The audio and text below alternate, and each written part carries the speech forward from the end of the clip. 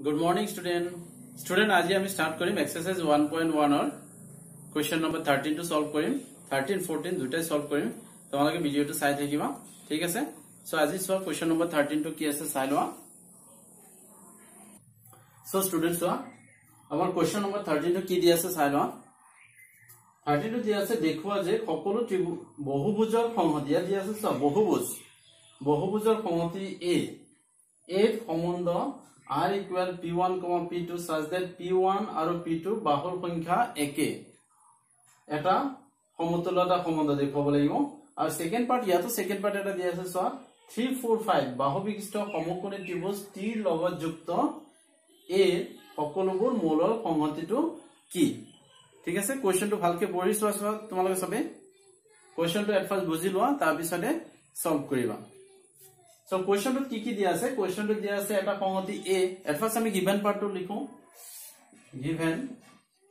a equal সকলো বহুভুজৰ সংহতি এ দিয়া আছে সকলো বহুভুজৰ সংহতি এটা বহুভুজ বুলি কলে কি বুজি পাও বহুভুজ কাক বলে এটা एग्जांपल দিয়াছন বহুভুজ yes কি হ'ব ত্ৰিভুজ ত্ৰিভুজ হ'ব পাৰে চতুৰ্ভুজ হ'ব পাৰে ৰম্বস হ'ব পাৰে ঠিক আছে বহুভুজ বুলি কৈছে ইয়াত ত্ৰিভুজ সোমাব চতুৰ্ভুজ সোমাব পঞ্চভুজ সোমাব অষ্টভুজ সোমাব অৰ্থাৎ এটাতকে বেছি ভুজ থাকিলে তাক আমি বহুভুজ বুলি কওঁ এটা বহুভুজ যিমান আছে গোটেইখিনি এই সংহতিটো থাকিব ক্লিয়াৰ ইয়াতে ত্ৰিভুজ থাকিব চতুৰ্ভুজ থাকিব ৰম্বস থাকিব ঠিক আছে পঞ্চভুজ থাকিব ষষ্ঠভুজ থাকিব গোটেইখিনি সংহতিটো দিয়া আছে a আৰু দিয়া আছে r equal capital letter r means সম্বন্ধটো কি দিয়া আছে চাই লোৱা p1 p2 সম্বন্ধ এটা মূল দিয়া আছে p1 p2 such that p1 আৰু p2 ৰ বাহুৰ সংখ্যা একে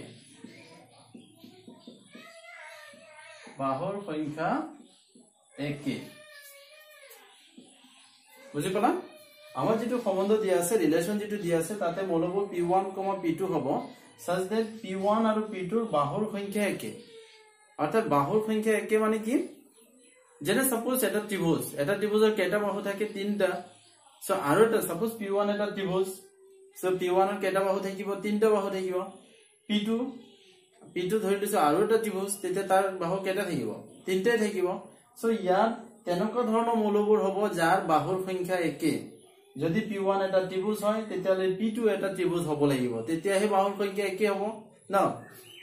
সাপোজ p1 এটা চতুৰ্ভুজ তেতিয়ালে p2 চতুৰ্ভুজ হ'ব লাগিব কাৰণ আমাৰ ইয়াত কন্ডিশন দিছে যে বাহুৰ সংখ্যা একে যদি p1 চতুৰ্ভুজ হয় তাৰ চাৰিটা বাহু থাকিব সো ইয়াৰ বাহুৰ সংখ্যা একে হ'ব হ'লে তাৰ চাৰিটা বাহু থাকিব লাগিব তেতিয়ালে এই দুটা বাহুৰ সংখ্যা একে হ'ব আৰু যদি বাহুৰ সংখ্যা একে হয় তেতিয়ালে p1, p2 তেনেকুৱা টাইপৰ মূলবোৰ r ত থাকিব ক্লিয়াৰ সো এতিয়া আমি এই সম্বন্ধটো দেখুৱাব লাগিব এটা সমতুল্যতা সমতুল্যতা হ'বলৈ আমি ফাৰ্স্ট কি চেক কৰিব লাগিব প্ৰতিফলনীয় yes সো আমি ফাৰ্স্ট চেক কৰিম প্ৰতিফলনীয় লিখা ইয়াত প্ৰতিফলনত কি লাগিব প্ৰতিফলন একে দেখুৱাব লাগিব না p1 যদি আমি ইয়াত p2 তে p1 দিছো তেতিয়া চোৱা p1 ৰ বাহুৰ সংখ্যা একে সো আমি ইয়াতে লিখি দিম যেহেতু p1 আৰু সেম ইয়াতে p2 তে p1 দিয়া বাহুৰ সংখ্যা একে ঠিক আছে p1 এটা ত্ৰিভুজ বুলি ধৰি লৈছো for all ইয়াতে সাইডে লিখি দিব for all p1 belongs to a p1 এটা সাপোজ আমি ধৰি লৈছো p1 এটা ত্ৰিভুজ হ'ব পাৰে চতুৰ্ভুজ হ'ব পাৰে বহুভুজ হ'ব পাৰে যিকোনো হ'ব পাৰে যদি আমি ধৰি লৈছো p1 এটা ত্ৰিভুজ তেতিয়ালে p1 ৰ বাহু কেইটা থাকিব তিনটা থাকিব সো এটা ত্ৰিভুজ যেনে মোৰ বাহু কেইটা আছে যেনে হাত দুখন আছে সো মোৰ হাত দুখন আছে একে ধৰণৰ যেনে p1 ৰ যদি তিনটা হাত আছে মানে তিনটা বাহু আছে ধৰি লৈছো কাৰণ যদি এটো ত্ৰিভুজ হয় তেতিয়ালে তাৰ তিনটা বাহু থাকিব একে ধৰণৰ p1 একে দুইটাই সেম সো ইয়াৰ বাহু যিমান ইয়াৰ বাহু একে হ'ব কাৰণ এই মানটো এটাই তাৰ কাৰণে কোৱা হৈছে p1 ৰ বাহুৰ সংখ্যা একে therefore P1 belongs to R যদি সেম হলো পাই যাও তেতিয়ালে কি হ'ব R প্ৰতিফলনীয় হৈ গল একে একে মূল পালো means কি R প্ৰতিফলনীয় সো নেক্সট চেক কৰিব লাগিব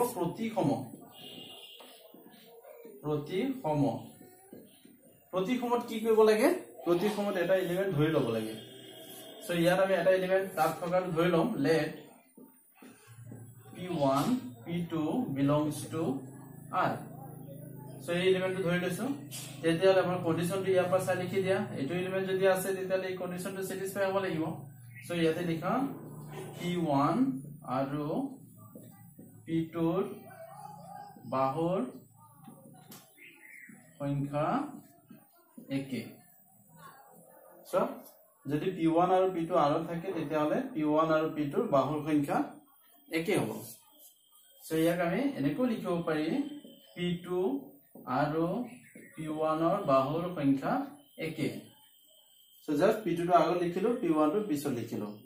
অৰ্থাৎ ৰিভাৰ্স টো কৰিলেও আমাৰ কোনো অসুবিধা নহয় therefore P2 P1 আৰত আছে ধৰিছিলো P1 P2 আৰত আছে এটা আমি সলভ কৰি পালো P2, P1 আৰত আছে অৰ্থাৎ ৰিভাৰ্স টো আছে therefore R প্ৰতিসম হ'ব ক্লিয়াৰ R প্ৰতিসম হ'ল সো নেক্সট আমি কি চেক কৰিব লাগিব R সংক্ৰামক হয় নাই সো সংক্ৰামক লিখা নেক্সট আমি চাম সো এতিয়া আমি চেক কৰিম R সংক্ৰামক হয় নাই সো সংক্ৰামকৰ কাৰণে কি কৰিব লাগে সংক্ৰামকৰ কাৰণে দুটা এলিমেন্ট ধৰিব লাগে কেনেকুৱা ধৰণৰ এলিমেন্ট ধৰিবা যেনে ইয়াত থকাটো ধৰিবা P1 P2 আৰু এটা এলিমেন্ট ধৰিবা P2 P3 belongs to R ঠিক আছে সো দুটা এলিমেন্ট ধৰিলো তেতিয়ালে ইয়াৰ কন্ডিশনবোৰ লিখিবা এনেকুৱা ধৰণৰ P1 P2 যদি R থাকে এই কন্ডিশনটো লিখিব লাগিব P1 আৰু P2 ৰ বাহুৰ সংখ্যা একে আৰু সব ইয়াত লিখা আছে P2 P3 আৰত আছে সো P2 P3 আৰত থাকিলে একে কন্ডিশন হ'ব ইয়াত সাইডত লিখি দিবা P1 P2 P3 এই এলিমেন্ট বুলি সো এটো কন্ডিশনটো লিখা P2 আৰু P3 ৰ বাহুৰ সংখ্যা একে ঠিক আছে কন্ডিশনটো আমি লিখি দিলো ফাৰ্স্ট কন্ডিশনটো P1 P2 ৰ কাৰণে দুইটা P1 আৰু P2 ৰ বাহুৰ সংখ্যা একে সেকেন্ড টোৰ কাৰণে P2 P3 আছে সো P2 আৰু P3 ৰ বাহুৰ সংখ্যা একে সো ইয়াৰ পৰা আমি কি লিখিব পাৰিম P1 আৰু P3 ৰ বাহুৰ সংখ্যা একে ঠিক আছে যদি P1 P2 ৰ বাহুৰ সংখ্যা একে হয় আকৌ P2 P3 ৰ বাহুৰ সংখ্যা একে হয় সো আলটিমেটলি আমি পাই যাম যে P1 ৰ লগত P3 ৰ বাহুৰ সংখ্যা একে হ'ব সো therefore এই কন্ডিশনটো স্যাটিসফাই হলে আমি লিখিব পাৰি P1, P3 belongs to R so আমি দুটা এলিমেন্ট ধৰিছিলো P1 P2 P2 P3 আৰত আছে এটা আমি সলভ কৰি পালো যে P1 আৰু P3 আৰত আছে therefore R সংক্ৰামক ঠিক আছে সো therefore আৰ আমি সলভ কৰি চালো আৰ তিনটাই হয় প্ৰতিফলনীয় হয় প্ৰতিসম হয় সংক্ৰামক হয় therefore লিখা যেহেতু আৰ প্ৰতিফলনীয়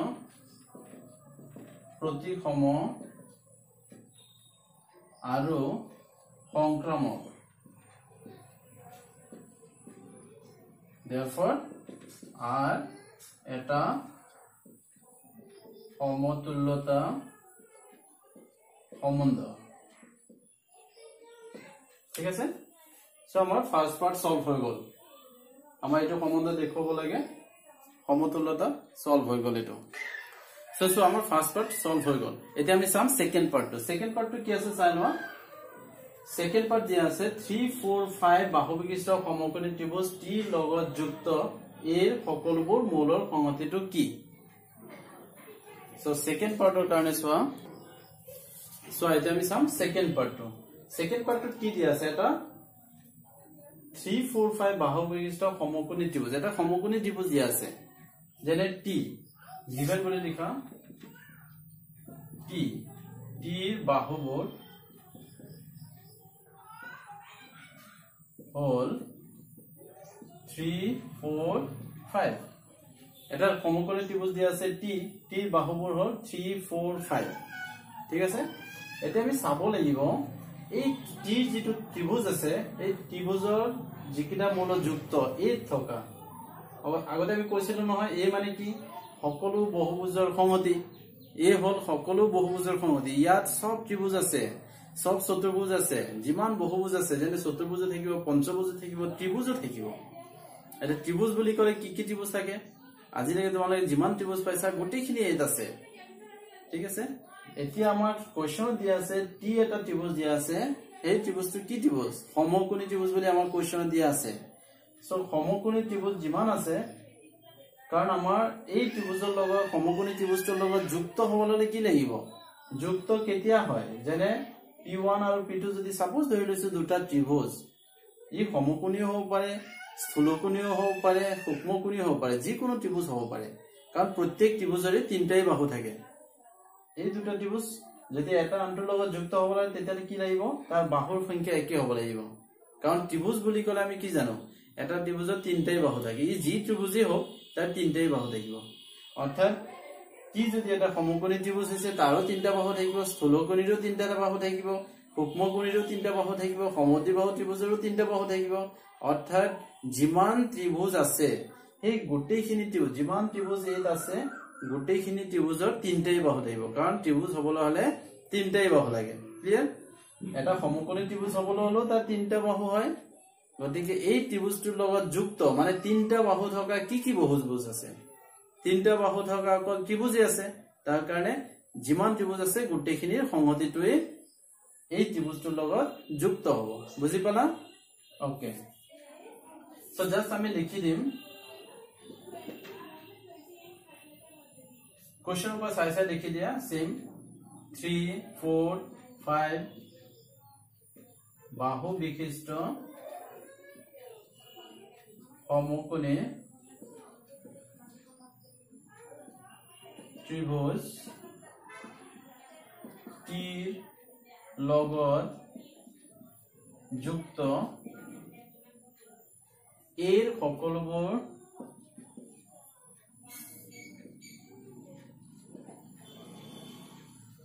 সকলোবোৰ মৌলৰ সংহতিটো হল সকলো ত্ৰিভুজৰ সংহতি চোৱা সকলো ত্ৰিভুজৰ সংহতি মানে যিমান ত্ৰিভুজ আছে গোটেইখিনি সমকোণী ত্ৰিভুজৰ লগত যুক্ত হ'ব কাৰণ যিমান ত্ৰিভুজ আছে সবৰে তিনটা বাহু আছে গতিকে সেই তিনটা বাহু থকা যিমান আছে গোটেইখিনি টিৰ লগত যুক্ত হ'ব কাৰণ বাহুৰ সংখ্যা একেই ক্লিয়াৰ সব বুজি পালা ওকে সো আমাৰ এনেকুৱা ধৰণৰ সব क्वेश्चन नंबर 13 সলভ হৈ গল সো ইয়াৰ পিছত আমি চাম क्वेश्चन नंबर 14 সো স্টুডেন্ট এতিয়া আমি সলভ কৰিম क्वेश्चन नंबर 14 क्वेश्चन नंबर 14 টো কি আছে চাই লোৱা क्वेश्चन नंबर 14 ত দিয়া আছে যদি xy সমতলত থকা সকলো ৰেখাৰ সংহতি l xy সমতল মানে এই বোৰ্ডখন এটো xy সমতল বুলি ভাবি লোৱা কাৰণ ইয়াত x এক্সিস আছে আৰু y এক্সিস আছে তাৰ কাৰণে এটো xy সমতল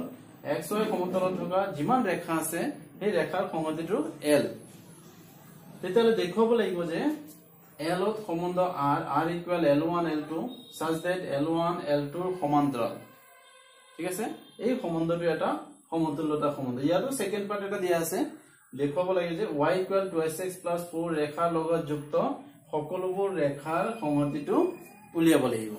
ঠিক আছে সো কোৱেশ্চনটোৰ পৰা আমি ফাৰ্স্ট গিভেন পাৰ্টটো লিখি লওঁ সলিউশন গিভেন l ইকুয়াল সকলো ৰেখাৰ সংহতি ঠিক আছে r ইকুয়াল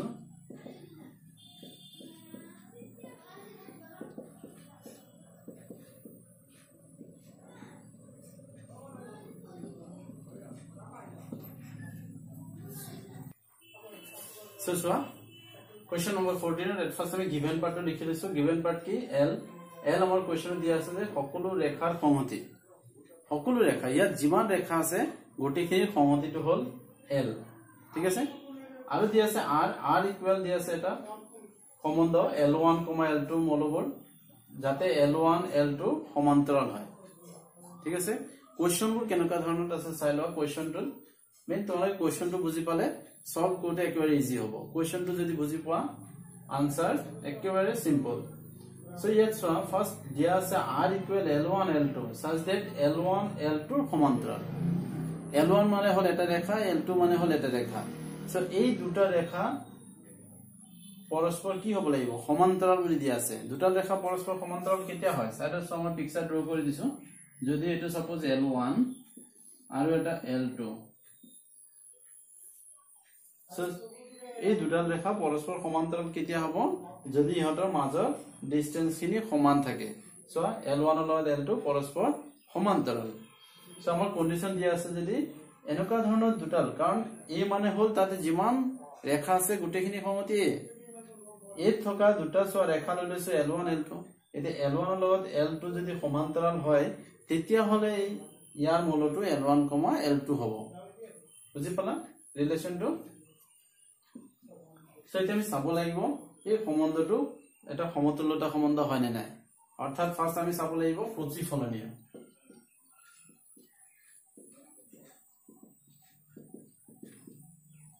প্ৰতিফলনীয় সো প্ৰতিফলন কি লাগে এট ফার্স্ট আমি চাব লাগিব যে l1 ইয়াতে l1 হ'ব লাগিব অৰ্থাৎ ইয়াত যদি l1 দিও ইয়াতে l1 হ'ব লাগিব সো l1 ৰ সমান্তৰাল হ'ব নে নাই কাৰণ সোৱা l1 এটা ৰেখা যেনে মই নিজৰ লগতে সমান্তৰাল মই যদি এনেকে থি হৈ আছো মইও এনেকে থি হৈ আছো মানে নিজৰ লগত সমান্তৰাল হ'ব কথাটো অকল নিজে চিন্তা কৰা তেতিয়াহে বুজি পাবা সো সোৱা আমি ফাৰ্স্ট চেক কৰিব লাগিব সমান্তৰাল সো সোৱা আমি ফাৰ্স্ট চেক কৰিব লাগিব সম্বন্ধটো প্ৰতিফলনীয় হয় নে নাই প্ৰতিফলনীয় হ'বলৈ কি লাগিব সেম এলিমেন্ট লাগিব যদি ইয়াত l1 আছে ইয়াতো l1 হ'ব লাগিব এটা তোমালোক অকন চিন্তা কৰাচোন l1 ৰ লগত সমান্তৰাল হ'ব নে নাই চাইবা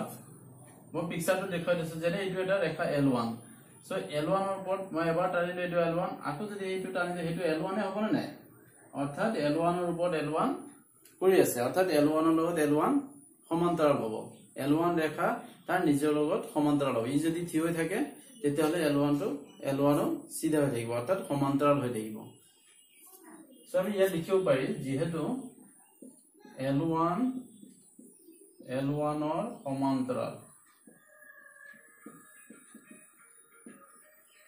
therefore l1 belongs to r so r প্ৰতিফলনীয় ঠিক আছে কাৰণ l1 ৰ লগত সমান্তৰাল হ'ব গতিকে সেম এলিমেন্ট r থাকিব আৰু সেম এলিমেন্ট r থাকিলে r টো প্ৰতিফলনীয় হ'ব ইয়াৰ পিছত আমি চাম প্ৰতিসম হয় নে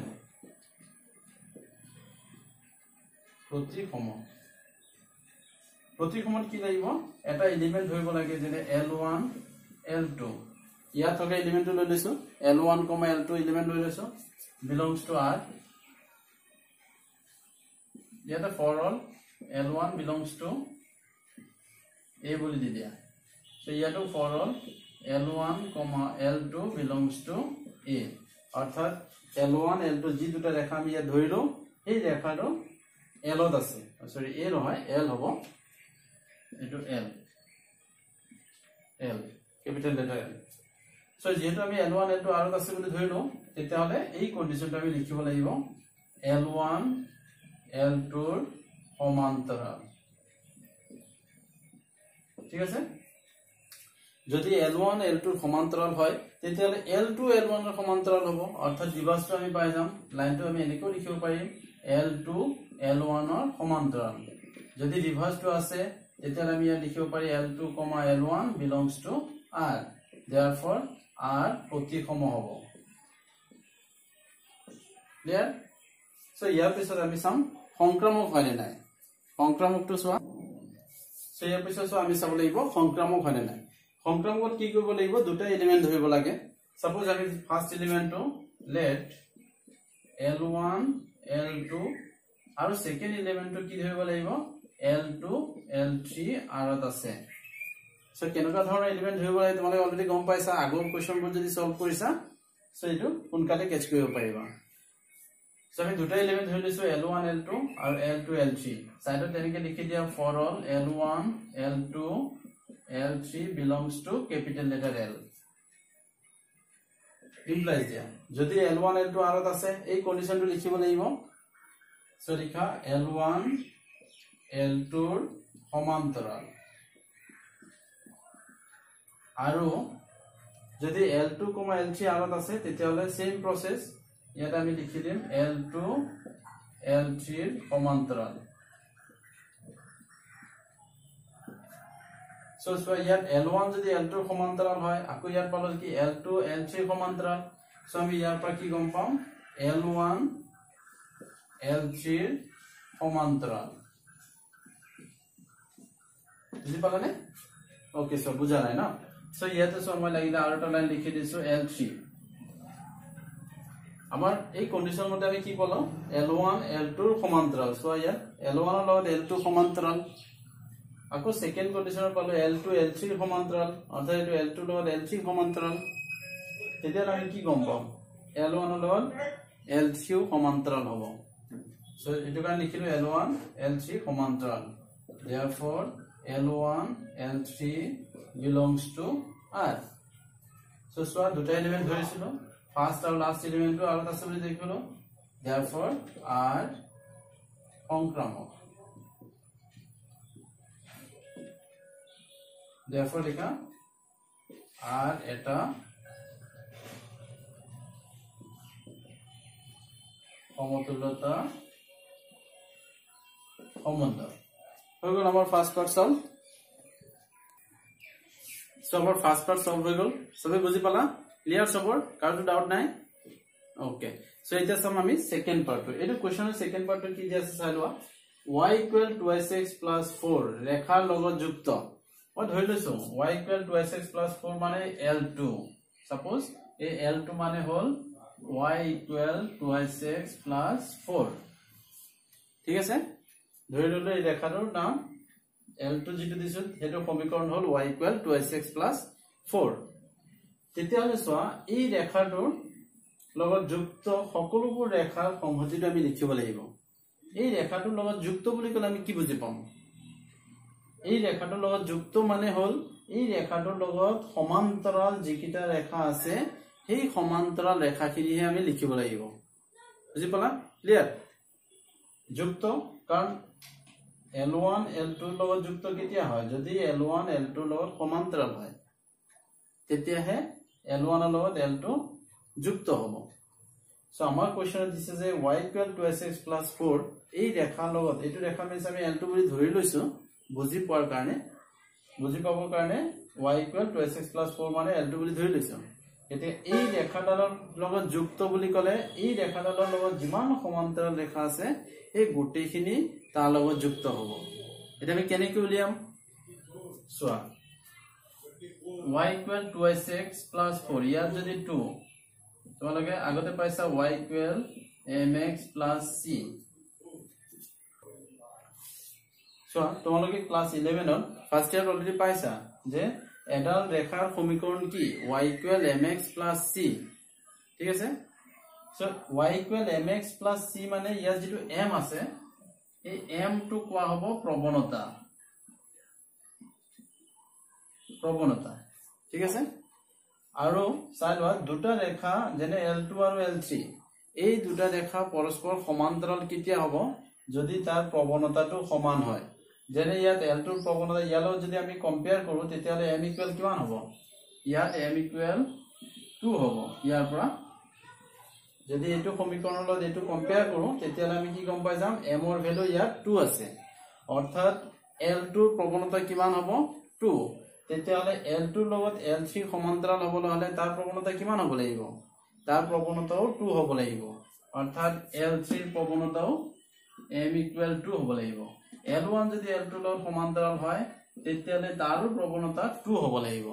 যদি প্ৰৱণতা একে তেতিয়াহলে এই ৰেখাকিটাও পৰস্পৰ সমান্তৰাল হ'ব ক্লিয়াৰ সো ইয়াত জাস্ট অকল এই যেটো m আছে m ৰ ভ্যালুটো সেম থাকিব কিন্তু ইয়াত যেটো c আছে c মানে কি এটা কনস্ট্যান্ট টার্ম যত নেকি c বিলংস টু r হয় r মানে এটা বাস্তৱ সংখ্যা যিকোনো ভ্যালু হ'ব পাৰে c ৰ ভ্যালু যিকোনো হ'ব পাৰে যেনে ইয়াত c ৰ ভ্যালু 4 আছে ধৰিলৈছো ইয়াত c ৰ ভ্যালু 2 হ'ব পাৰে ইয়াত c ৰ ভ্যালু 5 হ'ব পাৰে তেনেকুৱা ধৰণৰ c ৰ ভ্যালু বেলেগ বেলেগ হ'ব পাৰে কিন্তু প্ৰৱণতাটো একে থাকিব সো সবতে প্ৰৱণতা একে থাকিব